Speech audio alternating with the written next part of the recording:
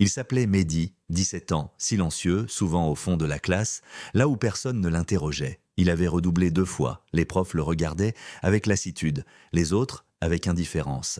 À la maison, c'était l'usine, la fatigue, les factures en retard. Personne ne parlait vraiment. Mehdi n'était pas mauvais, il était invisible. Un jour, un prof de français lui a demandé d'écrire une lettre, juste une lettre, à quelqu'un qu'il admirait. Il a hésité, puis il a écrit à sa grand-mère, analphabète, qu'il avait élevée avec tendresse malgré tout. Il y a mis tout ce qu'il n'avait jamais dit, des mots simples mais vrais, et cette lettre a bouleversé le prof. Elle a été lue à haute voix au conseil pédagogique, puis publiée dans le journal du lycée. Pour la première fois, Mehdi n'était plus un élève moyen, il était un auteur, un garçon qui faisait pleurer avec des mots. Ce moment n'a pas changé sa vie du jour au lendemain, mais il a semé quelque chose.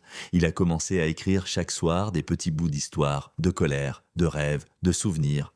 Il a lu des livres qu'il ne comprenait pas toujours, mais qu'il sentait vivants. Quelques années plus tard, il a publié un recueil, pas un best-seller, mais un livre sincère, vrai, qui parlait aux gens comme lui. Et quand il est revenu dans son ancien lycée, c'est lui qu'on invitait à parler aux élèves.